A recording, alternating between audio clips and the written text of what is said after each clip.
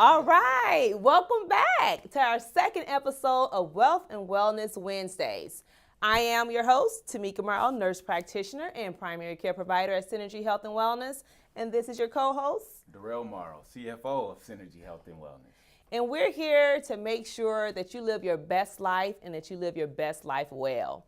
So today I wanted to talk about something that's been controversial for some time, and it's about that good old food, dairy. So I want to tackle the question, does milk really do a body good? You know, from childhood on growing up, they always say drink milk, drink milk. It's good for your teeth, it's good for your bones, it's good for your hair. But the truth is it really? Let's explore some facts. First of all, dairy is actually considered very, very pro-inflammatory, meaning it causes inflammation in the body, whether you're allergic to it or not. Inflammation is one of the number one causes of all sickness and disease out there, including cancers. So let's look at some facts I found. This here comes from the Physician Committee for Responsible Medicine.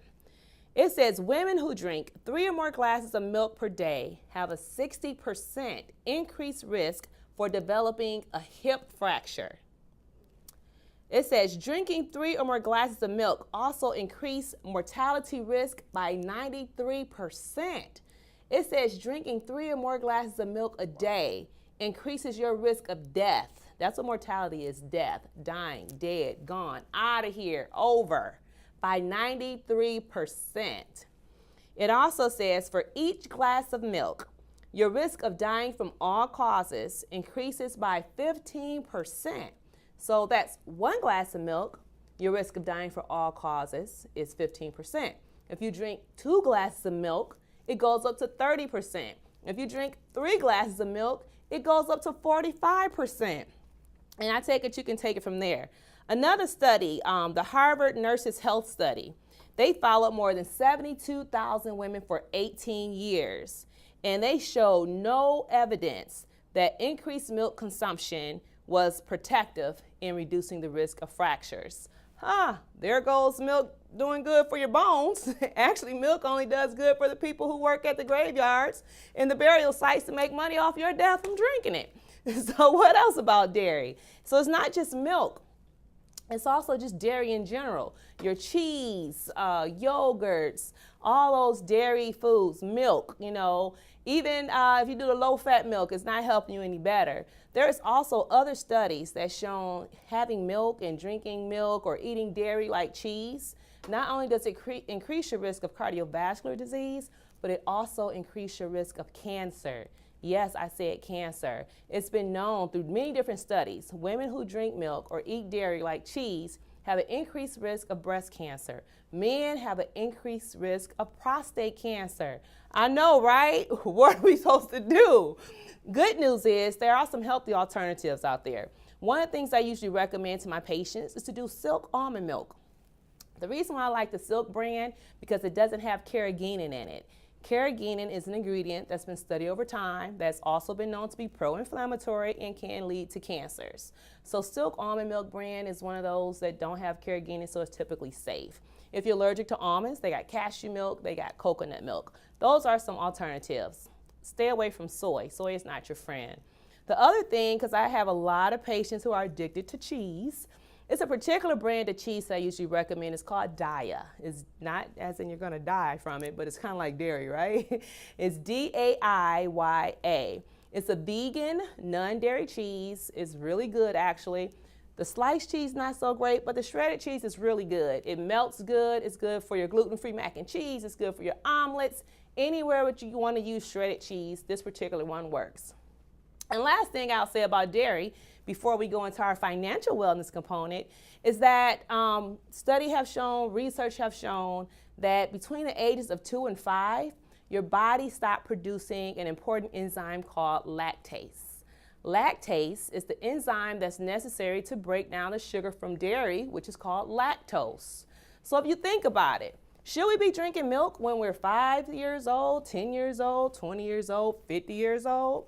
Absolutely not. God did not even design our bodies to continue to take dairy in at those ages, because if he did, he would have allowed our bodies to continue to make the enzyme necessary to break it down and to digest it. So hey, take it from me, nurse practitioner Morrow, looking out for your best health. Thank you. Honey, I'm passing it over to you. What's some financial wisdom for today? A question I hear from many new couples starting families these days is how and when to begin investing money into their kids' education.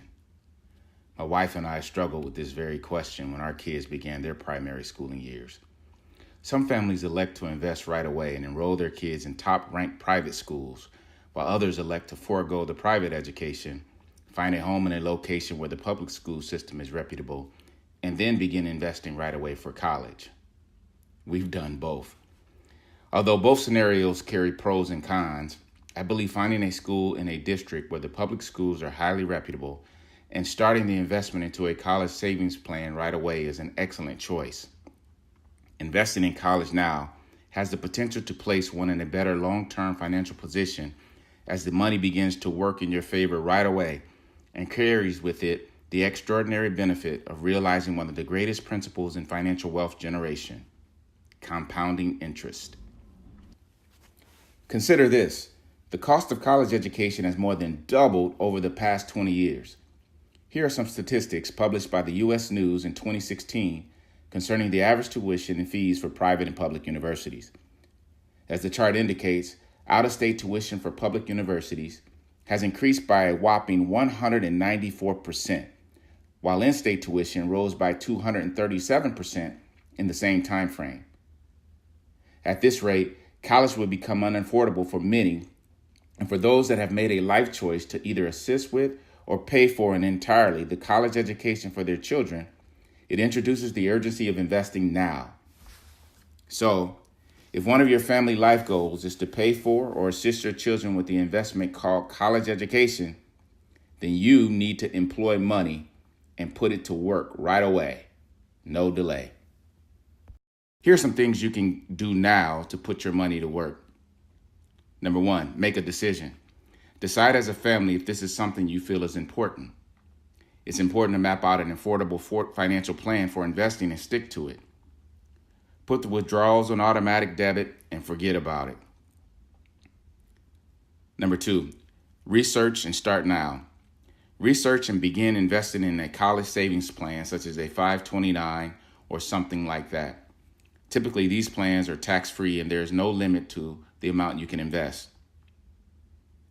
Sacrificing now for the potential to leave a greater inheritance for those to come is a marvelous feat and great undertaking.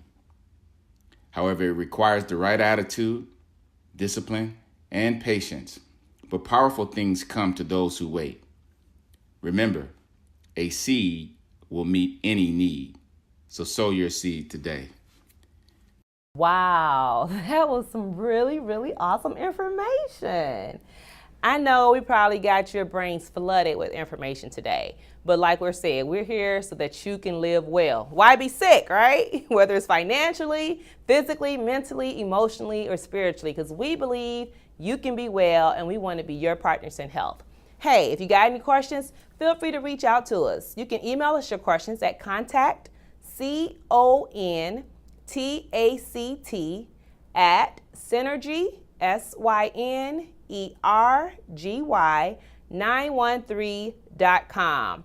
Email us your questions, contact at synergy913.com. And on our next show, guess what? We'll answer those questions for you.